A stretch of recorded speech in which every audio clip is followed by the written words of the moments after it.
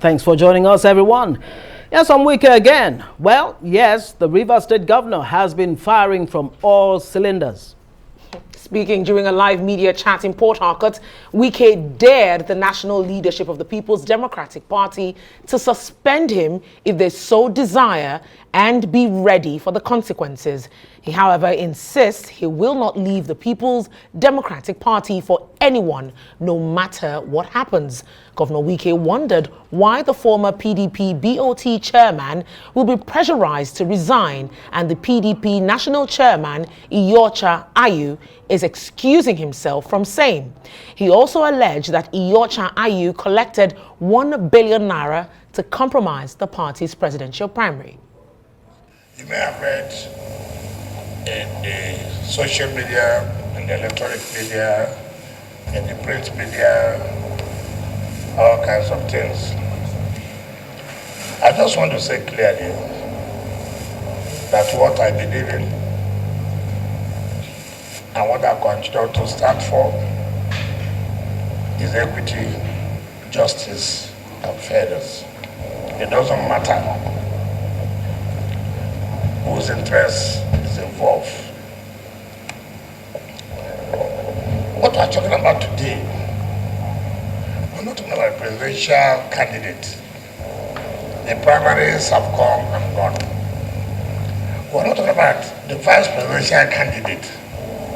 The candidate of the party has made his choice, and which everybody has accepted. And therefore, that is not the issue today. The issue as it is today is, and as it is provided in our constitution of the party, section 73C, makes it clear that there shall, not that there may, there shall be zoning of party offices and elective offices.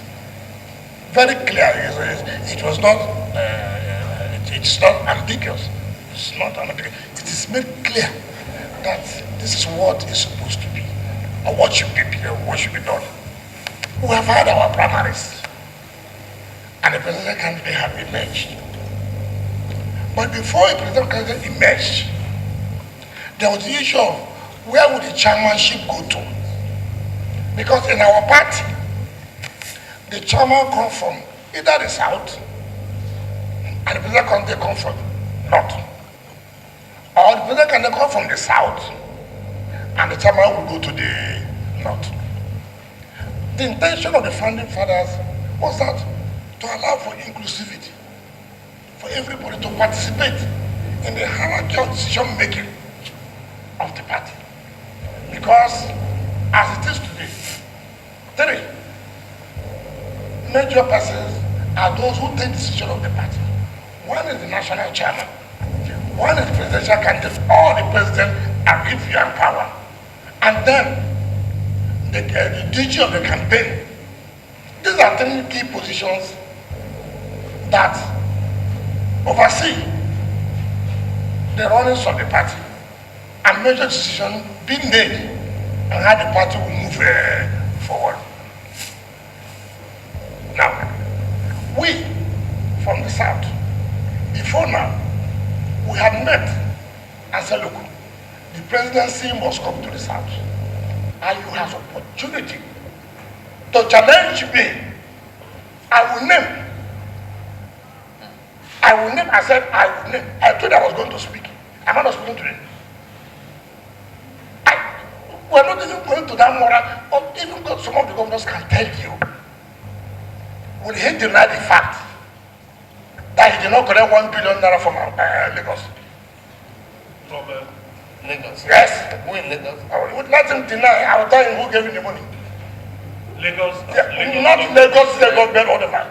I'm talking about the money was given to him in Lagos. Yes. For what purpose? He met one of the presidential aspirants and told him that he's not sure these governors may want to sponsor the party. Let Ayu say no. I will even call some of the businessmen and how the money was arranged in Lagos.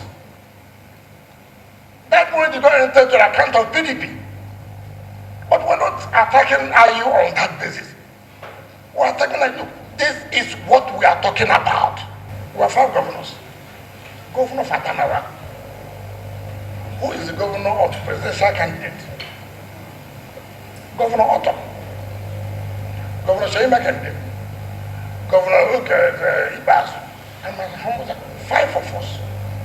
Senator Nakawo was one who was taking record.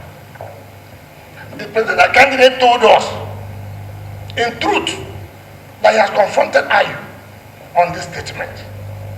And IU said yes. He said so. And I said, okay, what do we do? We said, no, sir, we're all here. If we're not interested to win this election, you didn't pay my flight money to this place. Why would I spend money to come to London to hold it? Why would I spend such money? But because of the commitment, because we believe this party has to win the election, everything must be done. Sacrifices must be made in order for us to win the election. We said that. And he agreed with us that IU has to go. And what was remaining? He now said, we should give him 1 week. Let's go work at the modalities of IU. Let Governor Fintri, who is the governor of Adamawa, let him tell Nigerians it is not correct. Let Governor Sheyi tell Nigerians it's not correct. Let Governor Otton tell Nigerians it's not correct. Let Governor Ibasi tell Nigerians it is not correct. This is what we agreed. For us to have peace, let's move on. Well, Rivers State Governor Wike making some grave revelations there. Well, Atiku's counterpart in the ruling All Progressives Congress says Atiku is not the unifier he claims to be, but a divider-in-chief. Bola Tinubu says Atiku's quest to become the president of Nigeria is again slipping away from him. He says Atiku does not have the standing to lay claims to being a unifier, as he cannot even unify his own party. Well, for an in-depth analysis on Wike's media chat, Rise analyst Abiodun Adeniyi and Frank Tietie joins us now to discuss more on the issue. I mean, accusations and counter-accusations being thrown around. Wike says, take me out if you dare. On the other hand, you actually have the spokesman for Atiku's campaign also stating that, you know, Wike rather practically just ruined the chances of the South, you know, the Southeast in this whole presidential race and in the party as well. Let me start with you, Professor Adeniyi. Talk to me about this. What do you think is playing out here? Clearly, we haven't heard the end of this squabble in the PDP, but at this point, what should we expect? Well, some very outlandish, you know, allegations there, some salacious, sensational revelations, you know, which is tending towards the extraordinary. And of course, this is looking like one of the longest political crises that we're going to have in the life of any political party in this country. Very unfortunate, no doubt. But I imagine that the governor of Rivers State, you know, was somewhat underrated. You know, his contemporaries never really thought that he could go this length. You know, and obviously he's been hurt rather than just simply offended. And of course, when you offend somebody, it is rather easy to paper the crack. But when it comes to hurt, it becomes much more significant, much more deep-seated, and becomes much more difficult to deal with, you know. But I don't think it's something that they cannot place their hands on. Perhaps I imagine that there are some pieces in the jigsaw that they are not fixing rightly.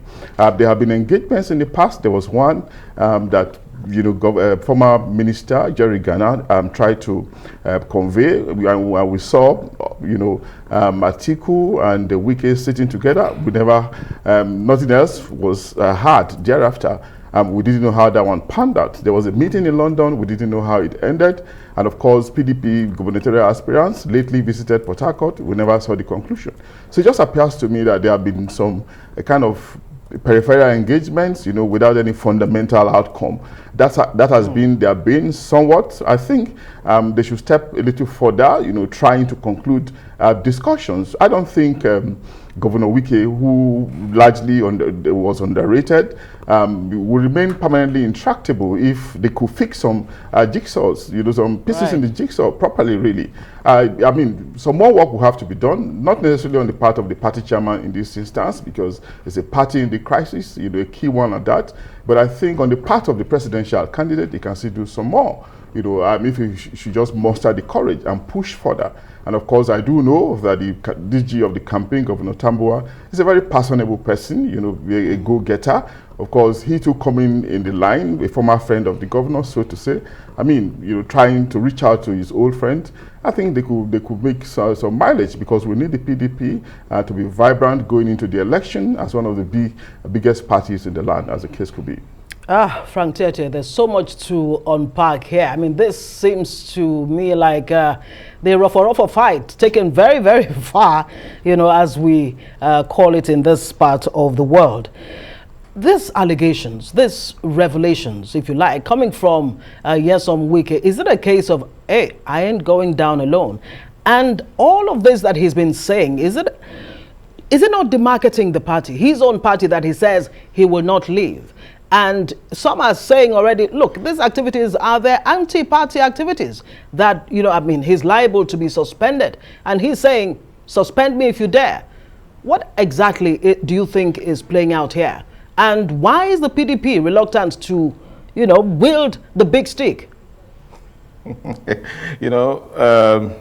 One very interesting thing about the Wike chat is that one would have expected in a society where the Economic and Financial Crimes Commission is independent, they would have been sending a sort of indictment notice to the PDP chairman, because an allegation coming from a personality of such a person like a governor in the person of Wike, that you collected 1 billion naira cash, you didn't reflect it, you didn't report it, you didn't account for it in the party. That's a very serious offense under the Money Laundering Act. Apart from that, going to politics, revolutionaries always mask their intentions with justifications of facts concerning injustices and inequities. In this case, Wike may be referring to all of these facts that now make him appear to be a saint, but he's doing a very devastating job against the PDP right now. I have seen reason to stand with his position before now, that yes, this is a Southern affair, and this is about justice for Southern politicians, and this is against the principle of zoning to the extent of edging out Southern politicians. But if you look more closely, it is about a Wike fighting for his political survival. He's such an ambitious man, he wants to be president. But nevertheless, it has shown how intractable the matter is, to the extent that the PDP presidential aspirant appears to be failing woefully in his inability to be able to resolve this crisis. In less than 4 months before the election, Wike is coming out with all of these dangerous revelations, even though much of what he said today has been part of political gossip. What he has come to confirm them, and showing that he's actually working for a Southern presidency. Unfortunately, before now, we thought that the mere resignation by Ayu would resolve this, but it has gone too far. This is about equity for Southern Nigeria. It's about justice, it's about zoning, all of which tend to the fact that he's been betrayed, he's been wounded. So he's combining a personal fight with a regional fight to the extent, and the damage is that PDP may not just recover from it, because the other opposition parties, the ruling APC, are cashing seriously on this. I wonder how Atiku will wriggle out of this. This is really not good news for the PDP. And if you ask me clearly, in one fell swoop, why the party is not going to deal with Wike now, wielding the big stick, Wike appears to be a very dangerous politician. He seems to have more in his cache of weapons against this party. And I think it is in their interest that Ayu, Atiku, and a lot more of those personalities tread carefully the way they deal with Wike now, because he has a sense of entitlement. He feels that he has earned his rights as a party leader, given what he did by saving the party. Let me bring in Adeniyi here. I mean, Ngozi, correct me if I'm wrong, but on this very show, we have heard, you know, so many times, yes, say taking IU out of the picture will not solve this problem. crisis. My question to you, Adeniyi, is what will solve this crisis? Well, it's, I wish I know, you know, it's a catch-22 situation, no doubt, you know, but this is a political turf, and where it's a political turf, there are no hard and fast rules. It's just about consensus building, it's about peace building. It's about negotiation, give and take, you know, bringing the other person to an understanding, you know, to letting them know that we need to be together, you know, rather than being divided, because we have a major task ahead of us. Have they not communicated this enough? I mean, yeah. I think it's getting Absolutely, worse. oh yeah, there must have been communication. But you see, like I said, consensus building, but that could be impossible where ego is coming in, you know, where pride is coming in. To build consensus, you know, you don't need people with some terrible, unfortunate attitudinal disposition. And of course, we have there now plenty in PDP that we probably have in some other parties, you know, but the effect is coming out now in the case of the PDP. And of course, we know who these personalities are, you know. It's about letting go of some comforts, you know, but do these individuals have the courage, you know, to let some of these things go so they can be temporary priests, even if not permanent in the party, as the case could be, you know, because they have election ahead of them, and of course, as it is now, they are going into the election weaker than they should be, you know, because if the election held today, I'm not sure they're going to have any showing because they are not united. This is a party that had the Southeast as its stronghold now. That stronghold has been shaken by another candidate, and of course South is being shaken because an influential governor who some people probably underrated, you know, who has shown strength, you know, by having some of his contemporaries, some of his colleagues around him, you know, is still waxing strong, you know, and pulling strings, and even calling out names, you know, raising things that could take time to even resolve, you know. So we just see the crisis of snowballing and becoming even much more complicated. So how do we deal with it? And we are saying that there is a human being after all, more engagement, you know, appealing to ego, appealing to pride, and let people calm down a little bit, calm down from their high horses, and of course we'll see this being resolved. It's not the worst political crisis we have had in this country, you know, and it's not going to be the last, you know, but of course they need again to activate, you know, their conflict management mechanism better than they are doing. So the give and take process is still short in supply. You know, we have more of it, we will need more of it if they want to resolve the crisis. The conflict resolution mechanism seems to be totally absent here. Frank Tietie, what do you think? I mean, Yocha, are you remaining as the national chairman of the party? Has he lost the moral right or the moral ground to remain party chairman if a very big if the allegations raised or revealed by Nyesom Wike are anything to go by?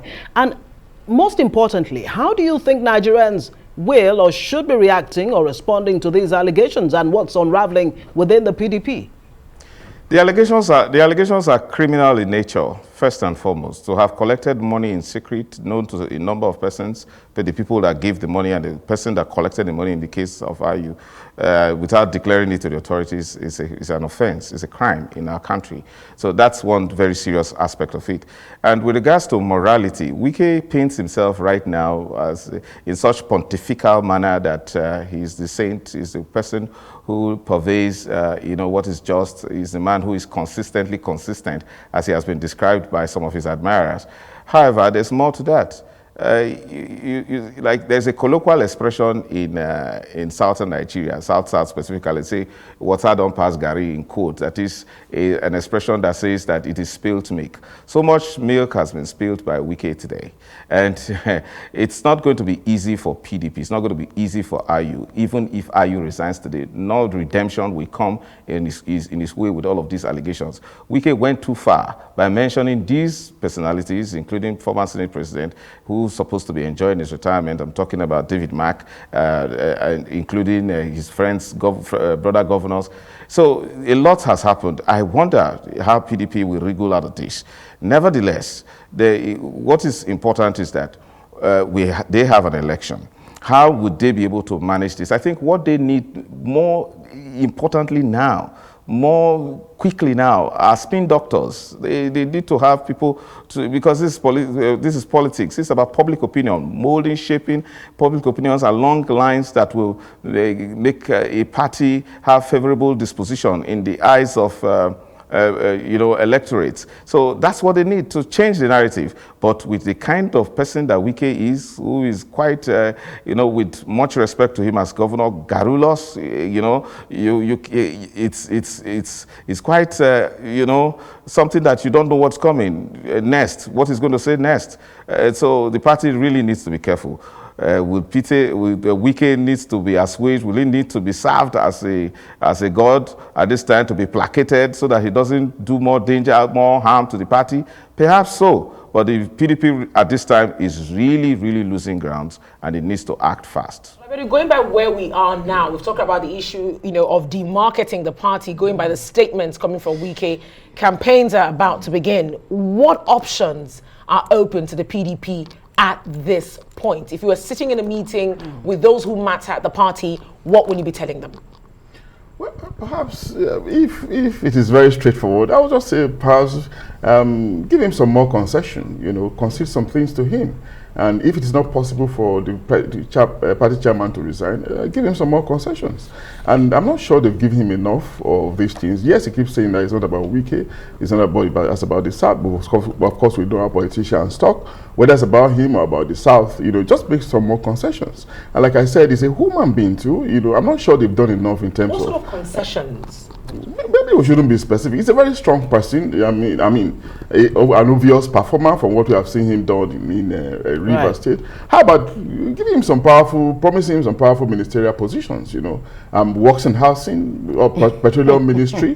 Some of those things that the politicians do. Juicy, it could be positions. I don't know. I'm not sure if they have gone that far. This is assuming that the PDP wins at the end of the day. At the end of the day, exactly. Things that will probably give him some promise and make him feel that he can come to office and still make some impact, just like he's probably making in River State as well. I'm not sure if he's looking forward to these things, but these are things that we ordinarily understand that politicians can promise themselves and get individuals working as if they were the ones actually contesting. Frank Tietie, how much more concessions really should the PDP or can the PDP be making to Wike at this time, a few months to the elections? And will those concessions really assuage him? And you talked about the damage to the PDP earlier. How about the damage to Wike himself, who seems to toe the line of kiss and tell? Let me tell you, appears to be only one option, and that is give the entire party to Governor Wike and hope that he delivers the presidency to Atiku Abubakar, nothing more. Atiku Abubakar needs to be courageous to that extent of taking that very hard decision. Will he do it? Wike is fighting a just cause in the eyes of many Nigerians. Behind that just cause may be a lot more interesting, motives. We may not be able to interrogate his stream of consciousness at this time.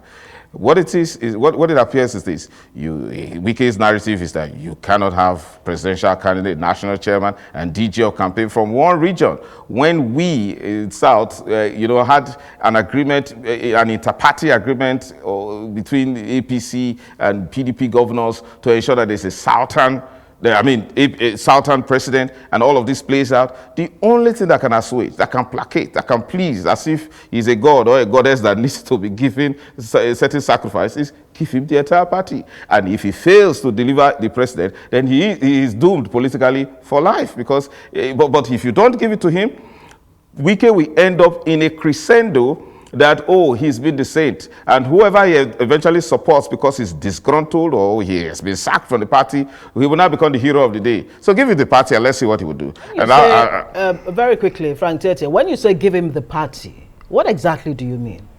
He is requesting for the powerful structures of the party. He wants the chairmanship and all other structures of the party reverted. They are currently in the hands of, predominantly in the hands of northern Nigeria right now, in politically speaking. He wants them to revert back to the south, where he holds sway, where he is the most influential and powerful politician within the PDP rank. That's what he wants. And that's the only thing that can, turn things around. Atiku doesn't have many options. Even if he tries to, hang on to and expresses some bravado and dishes Wike, he's going to, pay a maximum price for it. Wike is not an ordinary politician. He has a lot of in his arsenal that he can deploy against his opponents, and I think he needs to be assuaged. But when you give him the party and he fails, then he has failed ultimately, practically, politically, for life. And so it's a big, it's a big decision for Atiku Abubakar, being between the devil and the deep blue sea. But you need to take some harsh decisions, because right now the odds are not favoring him. So he needs to take a very difficult and hard, quick decision at this time. All right, Frank Tietie, Abiodun Adeniyi, both of you, Arise News analysts, thank you so much for your insights tonight. Time for a short break. When we come back, Lagos State begins investigation into Mushin building collapse. Stay with us.